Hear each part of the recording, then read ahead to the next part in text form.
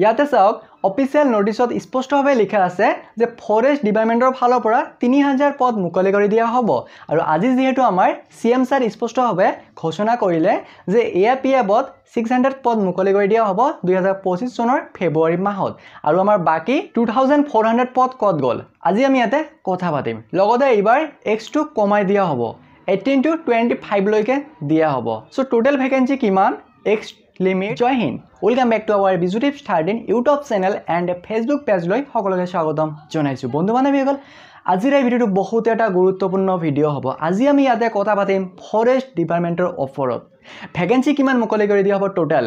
X limit লগতে কেতিয়াৰ পৰা আমাৰ অনলাইন এপ্লাই আৰম্ভ হ'ব যেহেতু আজি আমাৰ সিএম স্যাৰ স্পষ্টভাৱে ঘোষণা কৰিলে যে আমাৰ 600 পদ মুকলি কৰি দিয়া হ'ব এপিএফৰ ফালৰ পৰা তেনেহলে আমাৰ 2400 পদ কত গল যেহেতু আমাৰ ইয়াতে মন কৰিব বাজেটত নোটিছত স্পষ্টভাৱে লিখা আছে যে আমাৰ 3000 পদ মুকলি কৰি দিয়া হ'ব ফৰেষ্ট ডিপাৰ্টমেণ্টৰ ফালৰ পৰা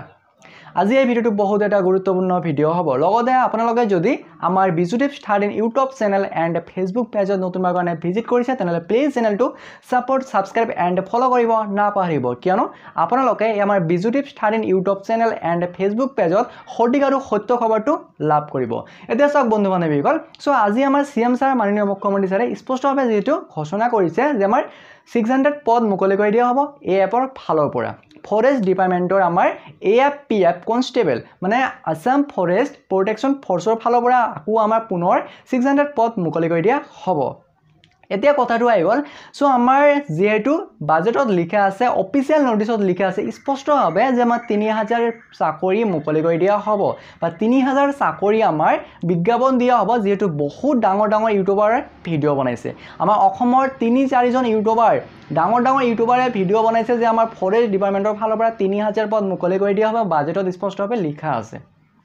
কিন্তু আজি আমাৰ সিএম স্যাৰ ঘোষণা কৰিলে যে আমাৰ 600 পদ মুকলি কৰি দিয়া হ'ব এএফৰ ফালৰ পৰা আৰু মই বহুদিন আগতে এটা ভিডিও আপলোড কৰিছো এটা নহয় প্ৰায় দুটা তিনিটা ভিডিও আপলোড কৰিছো আৰু তাতে মই স্পষ্টভাৱে কৈছো যে আমাৰ ফৰেষ্ট ডিপাৰ্টমেণ্টৰ ফালৰ পৰা 3000 পদ মুকলি কৰি দিয়া নহব ভ্যাকেন্সি মুকলি কৰি দিয়া হ'ব কিন্তু 3000 ভ্যাকেন্সি মুকলি কৰি দিয়া নহব 3000 ভ্যাকেন্সি যেটো বাজেটত আমাৰ লিখা আছে স্পষ্টভাৱে এই ভ্যাকেন্সিটো আমাৰ অলৰেডি হৈছে অলৰেডি আমাৰ নিযুক্তি দিছে সো আজি আমি ইয়াতে এটো যে কথা পাতিম এতিয়া সব বন্ধু বান্ধৱীসকল আমাৰ বাজেটত স্পষ্টভাৱে লিখা আছে যেটো 3000 ভ্যাকেন্সি মানে অলৰেডি আমাৰ হৈ গৈছে আমাৰ ইয়াতে ফৰেষ্ট গাৰ্ড কিমান আছিল 1226 আৰু এপিএফ কিমান আছিল 981 ফৰেষ্টাৰ গ্ৰেড 1 264 আৰু আমাৰ যিবিলাক গ্ৰেড 4 পদ আছে সো এই সকলোখিনি পদ মিলি আমাৰ প্ৰায় 3000ৰ অধিক পদত নিযুক্তি দিয়াৰ কথা কৈছে আমাৰ বাজেটত স্পষ্টভাৱে লিখা আছে যে আমাৰ 3000ৰ অধিক পদত নিযুক্তি দিয়া হ'ব বা নিযুক্তি দিয়া হৈছে তাতে স্পষ্টভাৱে লিখা আছে আৰু তাতে এটা কথা স্পষ্টভাৱে লিখা আছে পইণ্ট এটা মন কৰিব সো তাতে লিখা আছে হেল্থ হেল্প ইয়াৰ মানে কি ইয়াৰ অৰ্থ কি অলৰেডি আমাৰ কাম কৰি আছে মানে কি বুজাইছে আমাৰ চাকৰিটো হ'ব নেকি আমাৰ নতুনকৈ এপ্লাই মুকলি কৰি দিয়া হ'ব নেকি নহয় কাম কৰি আছে মানে অলৰেডি কাম কৰি আছে চাকৰি পাইছে আমাৰটো এই BizUtips 13 ইউটিউব চেনেলটো নতুন সাবস্ক্ৰাইবাৰ কম ঠিক আছে সো এইকাৰণে এইটো সৰু চেনেল আৰু সো বহুত আগৰ পৰা ভিডিও বনাই আছে সাবস্ক্ৰাইব বহুত আছে আৰু ভিডিও বনাই দিছে 3-4 জন ডাঙৰ ইউটিউবাৰে ভিডিও বনাই দিছে যে 3000 পদ মুকলি কৰি দিয়া হ'ব ফৰেষ্ট ডিপাৰ্টমেণ্টৰ ফালৰ পৰা আজি কি হ'ল আজি কত গল সেই 3000 চাকৰি ফৰেষ্ট ডিপাৰ্টমেণ্টৰ 3000 নতুন চাকৰি কত গল আজি কিয় আমাৰ 600 পদ মুকলি কৰি দিয়া হৈছে যিসকল ইউটিউবাৰে ভিডিও বনাই দিছে সো মই আপোনালোকক ৰিকুৱেষ্ট কৰিছো ভালকে প্ৰথমে নোটিছখন চাব নোটিছখনত কি লিখা আছে অকল ডলাৰ আৰু সাবস্ক্ৰাইবাৰৰ কাৰণে ভিডিও যেনে তেনেকে আপলোড নকৰিব ইউটিউবত মই এজন ক্যান্ডিডেট আৰু আপোনালোকে সকলে ক্যান্ডিডেট সো মই এটো সাপোৰ্ট নকৰো যে ইউটিউবাৰ সকলে আমাক বিৰক্ত কৰিব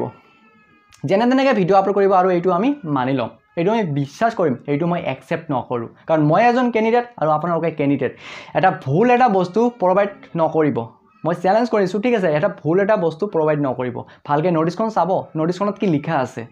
3000 পদ মুকলি কৰি দিয়া হ'ব নে অলৰেডি হৈছে নোটিছখনত চাব কি লিখা আছে তাৰ পিছত ভিডিও বনাই দিব সাবস্ক্ৰাইবাৰ বেছি বা চেনেলটো পুৰণি হ'ব পাৰে সেইকাৰণে ভিউ বেছি হয় সেইকাৰণে যেনে তেনেকে ভিডিও আপলোড নকৰিব আমি পাগল নেকি আমি এজন ক্যান্ডিডেট মই ইউটিউবাৰ নহয় মই এজন ক্যান্ডিডেট ঠিক আছে সো বন্ধু বান্ধৱীসকল মন কৰিব যেহেতু আমাৰ বাজেটত স্পষ্টভাৱে লিখা আছে ইয়াতে মন কৰিব বাজেটখন স্পষ্টভাৱে লিখা আছে যে আমাৰ 3000ৰ অধিক পদত নিযুক্তি দিয়া হৈছে বা নিযুক্তি দিয়া হ'ব এইটো আমাৰ বাজেটত লিখা আছে অলৰেডি আমাৰ হৈ যোৱা ভ্যাকেন্সিখিনি ওকে আৰু আজি যেহেতু আমাৰ সিএম স্যাৰ স্পষ্টভাৱে ঘোষণা কৰিলে যে আমাৰ 600 পদ মুকলি কৰি দিয়া হ'ব এএফৰ ফালৰ পৰা ফৰেষ্ট ডিপাৰ্টমেণ্টৰ ফালৰ পৰা 2025 চনৰ ফেব্ৰুৱাৰী মাহত আমাৰ অনলাইন এপ্লাই চলিব ঠিক আছে সো এতিয়া কথাটো আইগল যেহেতু আমাৰ 3000 পদ যেটো মুকলি কৰি দিয়া হৈছে বা 3000 পদ যেটো লিখা আছে যেটো বহুতে ডাউন ইউটিউবাৰ সকলে ভিডিও বনাই আছে এই পদটো আমাৰ অলৰেডি হৈছে ওকে এইটো পদ আমাৰ নতুনকৈ মুকলি কৰি দিয়া নহব যেহেতু মই আজি নহয় মই তেতিয়াই অসমৰ ফাৰ্স্ট ময়ে ভিডিও আপলোড কৰিছো যে আমাৰ 3000 পদ অলৰেডি হৈছে এইটো পদ আৰু নাহে এইটো পদ আমাৰ অলৰেডি গুছি গৈছে চাকৰি পাইছে স্যালাৰি পাই আছে দৰমহা সোমাই আছে চাকৰি কৰি আছে অলৰেডি আমাৰ হৈ যোৱা ভ্যাকেন্সি হয় এইটো